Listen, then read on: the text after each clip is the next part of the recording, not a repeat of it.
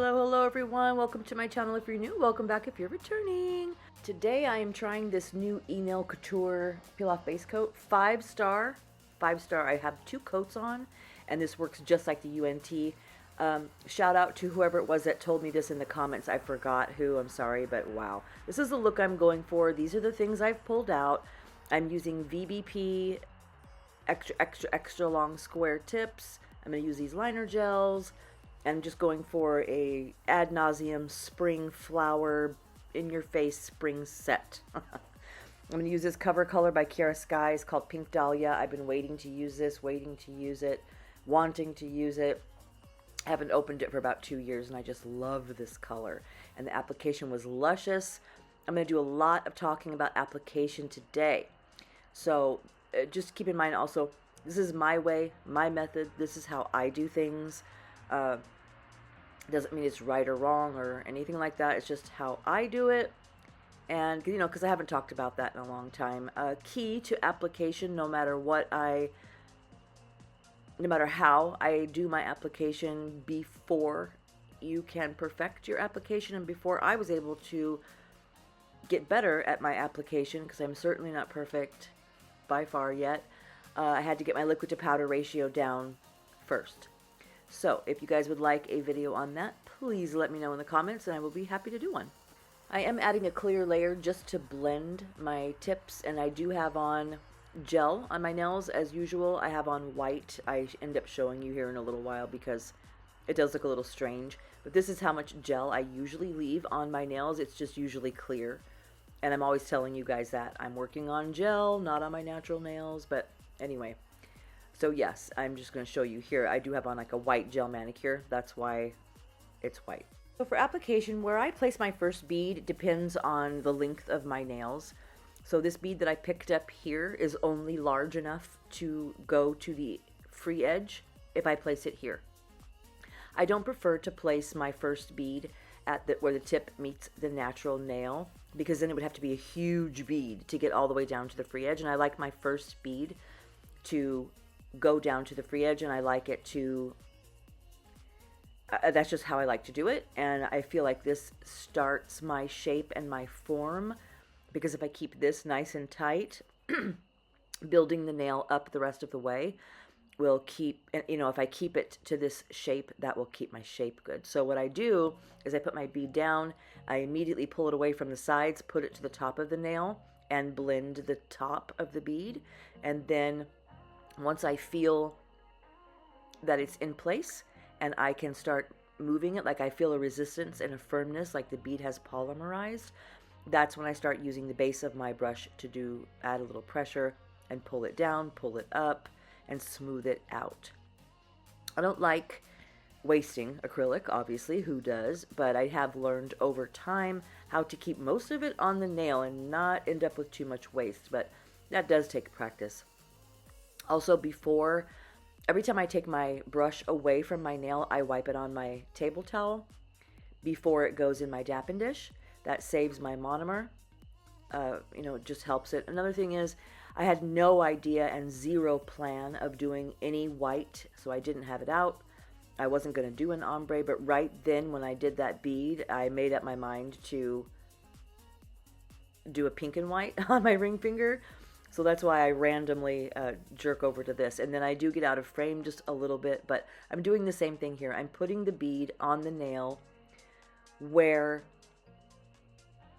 I can just gauge from knowing over time the size bead I placed, how far I can pull it down. And so that dictates, again, where I put it on the nail. As far as building your apex and it being important for your bead or your first bead to be where the tip meets the natural nail, I have not found that to be true, doing clients or myself. Yes, you need to build an apex, but you'll see how I do that. When I'm done with my application itself, I go back and add as many beads as I need to add any structure I've missed. Again, this is my way. This isn't the way or how you should do it or anything like that. It's just what I've become comfortable with over time. And it's not right or wrong. It's just my way. So my next bead, I'm going to do the same thing. I'm going to place it where, however big my bead is where I'm going to place this, not only to start building my nail upward, but with enough acrylic left over that I can blend it into the first bead. Also, I'm not 100% consistent. Sometimes I grab a huge bead and drag it all the way down the nail, which I do on the pinky, because the pinky is such a thin tip that the same size bead that I would pick up here, again, I'm sorry, I'm out of frame. I do correct that in a second. The same size bead that would only go halfway down this nail is going to go down my whole pinky because it's a smaller nail. So I do show you that. Also, I do my cuticle beads and apex beads and filling in spaces, sometimes with clear, sometimes with color. I'm always, though, keeping it off the sides. And as we go here, you guys can see that for the most part, I do my best to make sure that I can still see the slim, clear edge of my tip on my side walls. So as I'm turning my nail to the left and the right, you guys will be able to see that you can still see my, like I just said, the side wall of my tip, meaning the nail tip, the plastic nail tip. You can still see it because I don't want any acrylic over that. I used to think that I had to cover that, and then I would spend forever filing and they would be way too wide. So that's another tip that I learned the hard way. Everyone says, you know, move your acrylic to the top. I'm just showing you this from the side and showing you how it gets thinner up toward the apex because I'm going to do an ombre there. So again, with this bead, I'm going to place it right here. However, I noticed that this bead that I have already laid down and that is dry here, it wasn't thick enough for me. So I want it thicker. So this bead, I'm going to end up pulling all the way down instead of just blending because I want it thicker. Anyway, I do my cuticle beads different each nail. Sometimes I use a big old bead and I hold it in place and wait for it to polymerize and melt it into the cuticle that way. And sometimes it just depends on what I pick up and how I feel like doing it. But I thought about it and I'm like, it's kind of good to show that because unless you're doing clients, now if you're doing clients, especially back-to-back 3 or 4 a day, you need to have a routine. You need to have a specific way that you lay beads every time because that's going to increase your speed 100%. Having a routine and doing things the same way each time is definitely going to improve speed, and that is very helpful to know. If you are doing clients and you're trying to increase your speed, that is a really good tip to know. Do things the same every time. But I'm not doing clients. I just do nails on myself and nails for content. So I just do it any old way now, and which is kind of freeing. But right here where I'm brushing, notice if you can see that I've made a dent there. Every single nail I make, I'm missing product there. I do that to myself every time. So I just do this, continue to build, add beads all the way up the nail. Just keep covering and building it out. And also, where my tip and natural nail meets, I just put 2 beads there, one under it and one above it. So again, that's not something you have to stick to. Now, if you are doing a nail that's much shorter than this, like a medium length, a short or medium length, yeah, that's where you would want to place your bead because most likely you're picking up a bead the size that I'm picking up here, like a medium bead, and that would take your product all the way down to the end. But on a super long nail like this, unless you're picking up a gigantic bead and placing it where the tip meets the natural nail so that you can bring that bead all the way down to the free edge. Well, you can do it however you want, but that's what I'm trying to get at is why I do this, because if I were to do that, it would have to be a giant bead, like I mentioned earlier. Sorry to repeat myself. I will show you on the pinky what I mean, but you'll also see on the pinky how that can get out of control. And I'm talking about, for myself, the kind of beads I pick up, the way I lay acrylic, and how long these nails are in particular. Also, I just laid my cuticle bead, obviously, and talked right through it. So I will, of course, do many more cuticle beads as we go, and I will explain when we get there. But mostly, okay, like this one is a much wetter bead and much smaller, and I'm just going to use my brush to tuck in and kind of melt it in place. And even when I use a wet bead, I don't like that bead to be out of control. I use more on the drier side. Again, if you guys want liquid to powder ratio, please let me know, because that, I mean, you need to start there. And I mean, you need to start there if you're trying to learn. If you're taking hints or tips or anything from anything I say. I haven't been doing tutorials, not for a while. And right here, I'm just looking at the nail from angles and deciding where I need a little more product. Right here is where my tip meets the natural nail. So that's where my apex goes. Again, these are for content. These are pop off. So it doesn't have, the structure doesn't have to be perfect. But I do go around, I look at the nail from all angles like I am here. Also, I was kind of wiggling this around because I can already feel that it's going to pop off. This is one of the ways I can tell how to pick up the right bead. So I just kind of zoomed in a little close so you guys could see how I do that. But again, that can be a separate video. But what was I saying? Oh. Right. Again, I'm just showing you how I do it. So this is the size bead that I picked up. I know from when I pick it up. You guys, I'm sorry. I haven't done a tutorial in so long.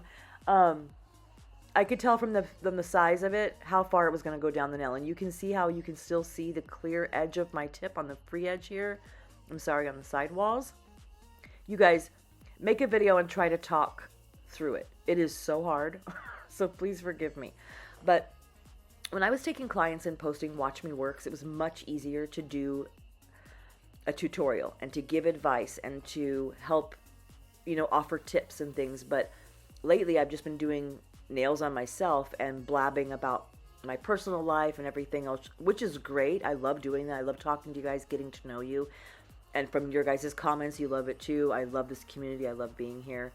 But I just thought maybe I would offer up a little application this time.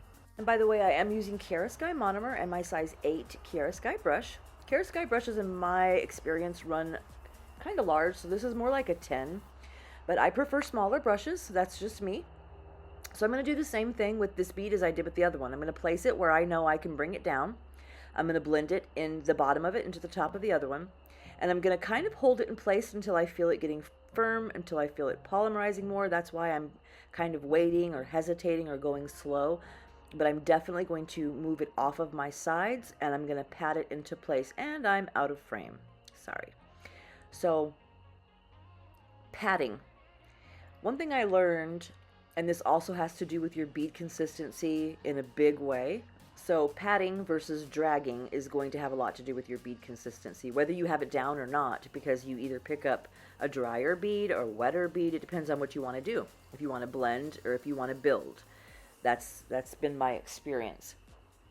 I'm going to move to a smaller brush because I'm going to be doing a cuticle bead or close to a cuticle bead on one of my most narrowest nails. I'm still picking up the same consistency. It's not wetter or drier, it's just the same. And I'm hesitating just a little while to make sure it's ready to move around, and I'm going to flatten out the top of it so that there's not a huge hump there when I place the next bead, so it will blend. And then I'm going to tuck in my sides, bring all the acrylic to the top, and I'm going to pat all around the edges to blend them in. And then I will start bringing that down the center of the nail and blending it into the rest. Also, doing that gives it a little more time to rest and polymerize so that it is blendable. And again, that's just how I do it. Also, sometimes people struggle with making an apex, but if you look at the nail from the side, you see how there's product there? You put your next bead on top of there, it's going to add height. So it's going to give you the apex if you just keep going, if that makes sense. Again, I am almost always missing product right here. I'm a little heavy-handed on the left side of the nail.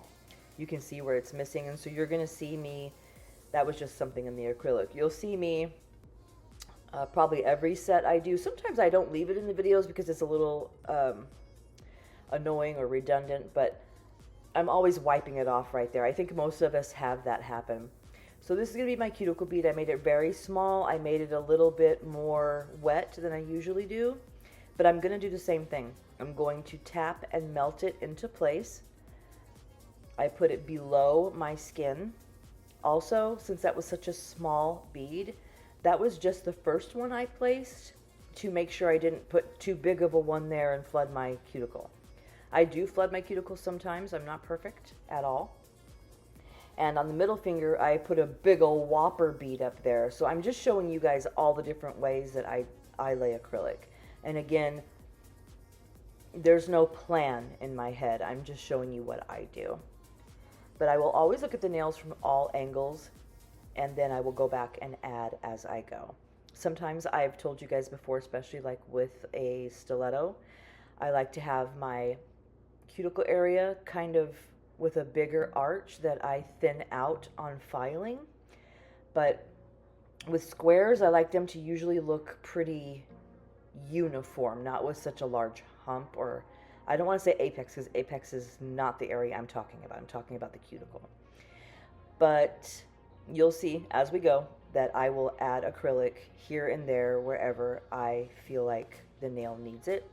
Now that I've added some here, you see that I have, it looks like I'm missing some a little bit, or it's not even on the free edge. So sometimes I'll add some there, etc. So I'm picking up another, I wouldn't know if, I'm not sure if you would call this a medium or large bead. I call it a medium bead. Some people might call it a large, but again, I'm going to place it where I know I can get the whole thing down to my free edge. I'm going to thin and blend out the top, push it away from the side so that I can still see my tip, meaning the nail tip, side walls. I can still see the clear part of it. If I can't see the clear, then it's just touching it. So right here on the free edge, you can pat and tap like this and pull that acrylic off of your free edge, which sometimes I like to do, and that's really satisfying. But I did learn to start blending up like this to keep the acrylic on the nail, and it also helps it polymerize even longer so you can do more blending. When you blend, you use more of the base of your brush. So you use the thicker, meatier part of your brush that's closer to the ferrule of your brush, in other words, the metal area. This was definitely a large bead, so I placed it up higher than I would have, or that I did on the index and thumb, because I knew this bead was larger. But I'm still going to do the same thing. I'm going to thin out the top, I'm going to tuck in the sides, and I'm going to hold it in place and pat it around. When you pat the acrylic, if you'll notice, when I pat it, the acrylic will stick to the brush and pull it to where I'm moving it to. So you don't have to move your acrylic. Just by patting it, it brings it there. So I was able to do this whole nail in like 2 beads because I grabbed a huge old bead. I'm going to grab another huge bead for the cuticle area, but I'm going to blend most of it down and still have to do smaller actual cuticle beads. But the reason I do that is because sometimes I get impatient and I just want to put a huge bead and not have to place 17 beads to build the nail. So again, just my method. And that bead that I just brought down, it looked to me like there was like negative space, or there needed to be a little more acrylic toward my free edge, and that's why I just added it there. Again, if you're not doing clients, I don't see anything wrong with placing 100 beads. You don't have to do a 3 bead method, a 2 bead method, a 1 bead method. You don't, quote unquote, have to do it anyway. However you get the acrylic laid on your nail, that is neat and less filing. I mean, usually that's the goal, right? To not have to do as much filing. So this bead right here is much too large for, like, quote unquote, a cuticle bead. So it's not my cuticle bead. As you see, I've not placed it on purpose at my cuticle, but I have it up there. So now I don't have to build. Let me see if I can put this in words right. Like on the index finger, for example, I had to place 2 or 3 small beads to make my my cuticle bead. This large bead just helped me cover a whole bunch of nail, and now I'm only going to have to put a bead or 2 to make my cuticle. I guess it's the same thing. I don't know. I think maybe it might just be that I love picking up and laying gigantic beads. I'm not really sure. Again, I just do it, whatever. So the ring finger, also right here, I can see this needs to be blended out, and I can also already see I'm missing product on the left side of that nail. Oh, here's where I'm going to pick up a really large bead. and put it on the pinky. So this is going to cover 2/3 of the nail, but because it's large and the tip is small and narrow, I'm going to have to move my hand and tilt it around to let it polymerize a little so it doesn't just fall right off the nail. I usually do this with my pinky. I don't know why. I think it's because I'm impatient. So again, this isn't necessarily teaching. I'm not actually like teaching you guys how to do anything. I'm just showing you the way I do things. But because of the liquid to powder ratio, and because the bead is not polymerized all the way, but polymerized just right, like it's just exactly the right consistency right now, because I let it rest just a little bit. Do you see how nicely that ended up being? Like, oh, that's so satisfying, right? Yeah, I think I should probably do a liquid to powder ratio video. And maybe I should do it live so you guys can ask questions. I keep saying, I should do it live, but I just always forget. If you guys want me to do that, please leave it in the comments and I'll work it out. I'll figure it out. And what I started to say a minute ago about my ring finger, what I was going to say is, like, again, it was like an impromptu idea, what I had in my mind. And tell me if this happens to you guys as well. You have and I've talked about this before, you have an idea in your head and it just doesn't come to fruition on the nail. So my idea was to have one nail that was a pink and white, and I was going to do mostly bling on that one, like either a French bling outline. I wanted to use some of my like AB crystals, some of the longer shapes, like the diamante or whatever that shape is. I can see it in my head as I'm talking to you, but that's not what I ended up doing at all. And this pink is so pale, and the milky white is also so pale. You couldn't even tell there was white. By the time I was done with the set, you couldn't even tell I had an ombre. It was just pointless. But yeah, that didn't work out how I envisioned it. So a lot of times I will lay my cuticle bead like this, and then you can let me know if this also happens to you guys. I'm not sure if it's the pop-off method or just me or what, I don't know. But when I'm holding my hand the way I was just holding it with my fingers curled and the nails facing me, I'll do a cuticle bead, and then when I turn my hand from this angle, it looks like I'm a ½ an inch from the cuticle. So it helps me to lay my cuticle bead from this angle, because then I can see for sure that I'm getting it right up as tight as I can, and I don't know why that happens. And you can also see right here, because I look at the nail from other angles, you can see there's where my natural nail and tip meet, there's a lump there. So I'm going to start adding acrylic where I think, where I see negative space. I definitely need some acrylic along this right here on this left side. I'm not sure if I kept that in the video or not, but I definitely need acrylic there. So on my ombre, I'm going to use quite a small bead, and definitely wetter than usual, although it's still malleable and not like running everywhere, because I want to be able to have a seamless blend. So I like to use smaller beads and smaller, wetter beads so that they blend really well. And I'm going to let that dry, because I also find it helpful whenever I'm doing an ombre to not go back and do my second or third bead or my apex or cuticle bead until it has dried, because I feel like you can see what color it's going to be and how far your ombre came down and where you're missing product once it's dry, just for me. Also, when I'm doing this from this angle to my cuticle, I have my brush pretty damp, and I'm just tucking the very tip of my damp brush into my cuticle area to kind of melt the bead that's already there, which you might be able to see me kind of doing right here. So even though that's a little bit messy and I got in my own way there, that is what I'm doing when I'm laying my hand down on the towel, by the way. I'm just taking a damp brush and kind of melting that bead into place. And previously I had mentioned that I heard Gabby say that you don't have to seal your cuticles 100% of the time, every time.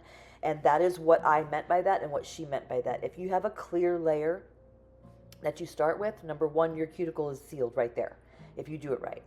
If you are melting your cuticle bead like this, taking a damp brush and melting it in there, your cuticle is sealed. Yes, you should file around it to make sure your shape is right, make sure there's not a hump there, etc. But as far as your quote unquote cuticle being sealed, it's sealed now if you do that melting and tucking. By the way, I've been waiting to have an example to show you guys that. And did you see how I did not bring this bead all the way up to my cuticle? That's because my cuticle's done. My cuticle bead is done. So what I did was I just blended it into that. And do you see how once my ombre is done, you can't hardly even discern the difference in colors? So it just wasn't a good color choice for a pink and white. And yeah, it just didn't end up working out how I wanted. Here's going to be another example of just kind of melting the cuticle bead into the cuticle. And then it gets away from me on this other side. I'm going to let you guys watch for a minute. Not sure how much more application there is. I think possibly just the clear layer. I'll be right back.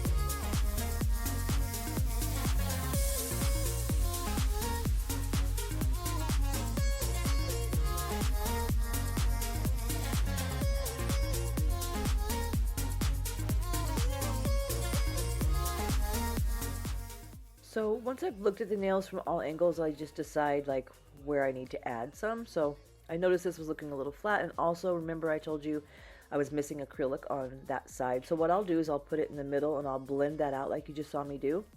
And then I'll bring, and that's just so it's all the same level. And then I will bring that over to the sides and kind of tuck it there, and now I'm going to blend it down. After this, there might be a couple more beads I think that I place, maybe one on the thumb, but then I'm going to cap my ombre.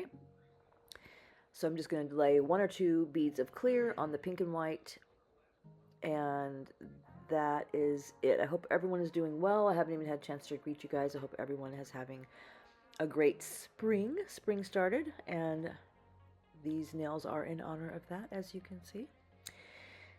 When we get into the nail art, I will jump back on. Just wait till you guys see this.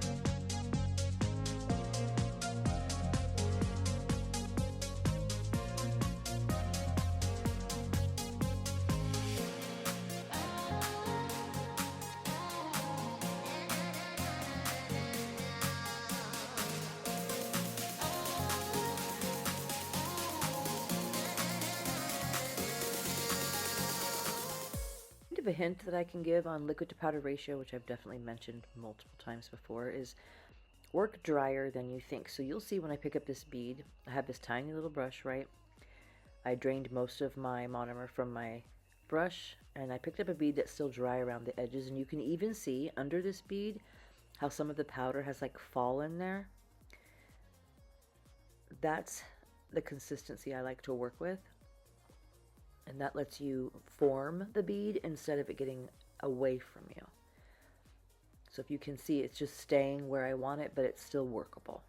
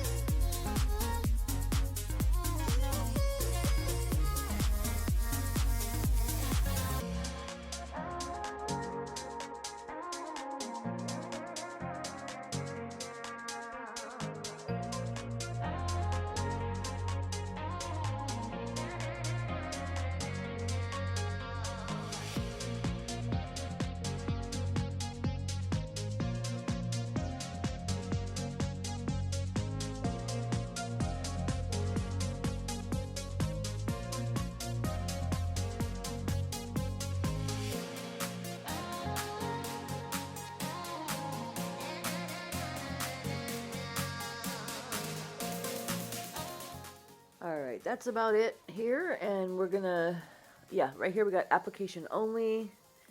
That acrylic is a little bit chalky, so it wasn't the best. And this is filed and ready. I didn't go too I didn't try to perfect my filing super much. Again, they're pop-off content, and I knew I was going to be doing cuticle bling on all of them, and I'm cleaning them really well because this is like 2 days later. So I'm going to do a Frenchie on my thumb, and I want you guys to know how long it took. First, I'm going to make sure that when I first use a brush and put gel on it, I kind of turn it around until I can see the bristles separating. Like you can see right here how they're fanning out. That's when I know that it's saturated, and then I'll wipe off what I don't want. But I always like prime a brush like that first. Do you see what that says right there? So because I record my content and then I edit it, I have a very clear record of how long, how long each clip is. And this Frenchie took me 33 minutes. 33 minutes. Now, sometimes I can whip out a Frenchie without even blinking, especially because of this brush. Watch this right here. Do you see how it goes around the corner and stays on the nail? It doesn't flick up and ruin your entire Frenchie. This is what I love about this brush. So my smile line is absolutely never my problem when I'm doing a Frenchie. It's always my sides. The stripes along, not the stripes, the line along the side. Not this what I'm painting. I'm talking about the outline of my French. not my smile line. This brush or not, the smile line is not typically a problem. Sometimes it's not the best, making them all even on each nail. That does become a problem for me. You'll see even when I try to just draw lines and spots how that's not easy for me. But once again, watch this brush. This is why they call it the best liner brush ever, and it is. And for the white outline, I pull out my other brush that is also from Not Polish. Look at that corner work. Bam! What other brush have you used does this? You know that when you try to do that, it will lift off the finger and either ruin your Frenchie or flick off to the side. Anyway, Not Polish has another liner brush that's a 22 mil or whatever the length is, that seems to be the same as that one. You know, it's just one of it's their long liner. Here we go again. Like, what other brush does this? But it is not the same. And so it's right here. It's this part of the Frenchie I always feel like, not the smile line, I always feel like I have it too wide, too narrow. It's curved. It's, yeah, especially on a long nail. And then here, so I've gotten out my other liner brush that is the same length as that one, but not the same brush. It is not the quote-unquote best brush ever. This one will not do that curve. This one behaves like every other liner brush you've ever gotten. Just normal. Anyway, I was doing this sloppy. I didn't care because just remember, it had been 33 minutes and wiping off just to get the Frenchie here. So to get this white line, I was going to do 3 Frenchies and outline all 3 in white. This is the last one I lined because you see what starts happening here? I'm beyond annoyed. So I decide to just slob it on there and then fix it with the cleanup brush. Now, you've seen 1,000,001 times when people do these nails where they just put a little stripe and then they put the little dots on there. See what happens when I try to do that. I'll let you guys watch.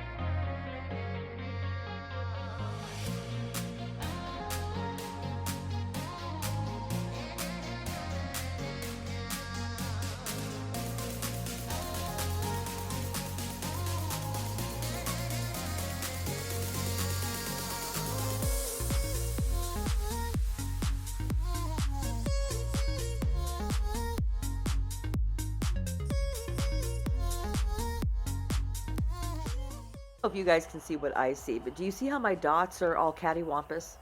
I can't even, they're not even. And this set of dots that I do here, I end up wiping off. Next, I'm going to try to do flowers on my index finger. You've seen people do them 1,000,000 times. You just get the brush and you make, like, what is that? It's cute, so I leave it.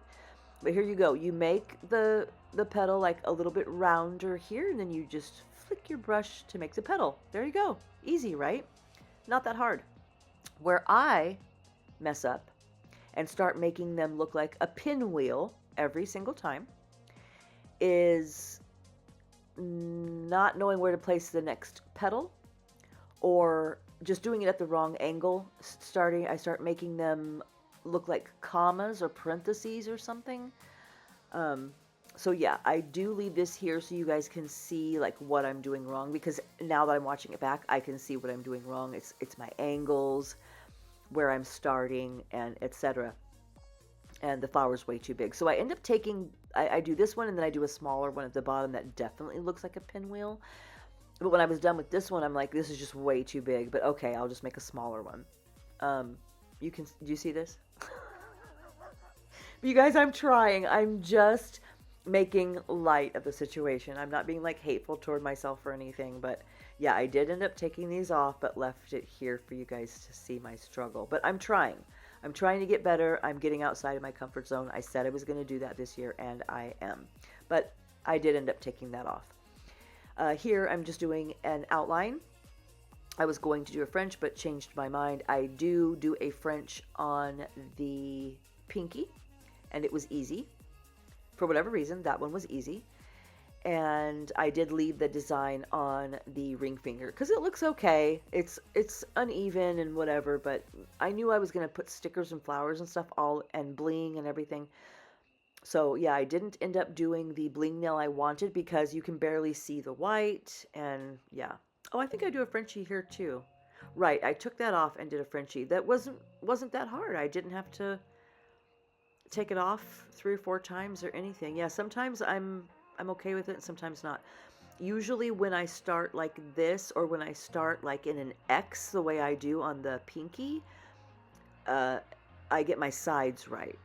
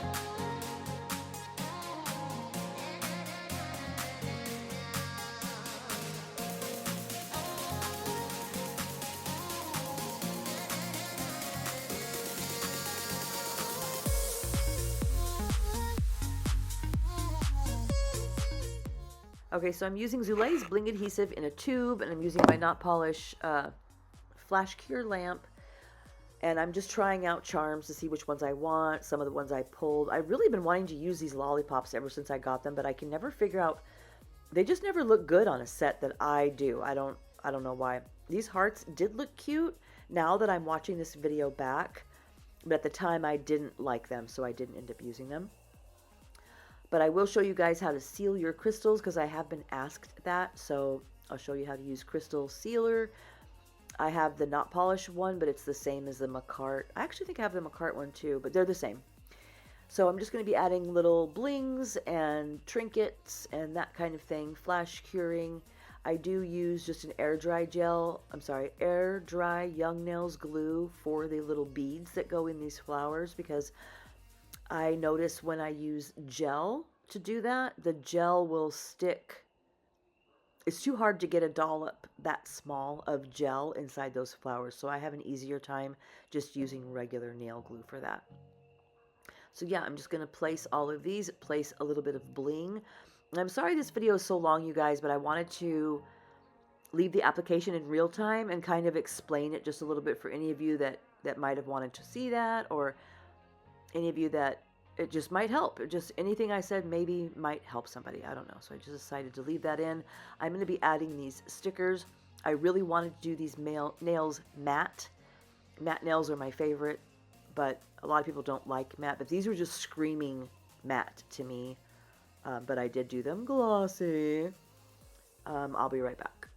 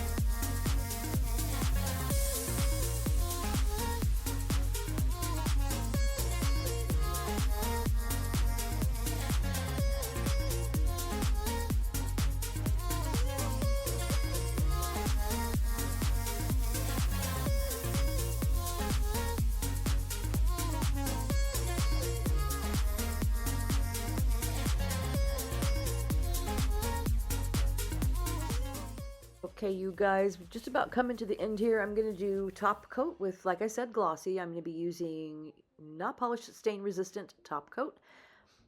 And I am covering the stickers and everything, and I'll jump back on when it's time to seal the charms.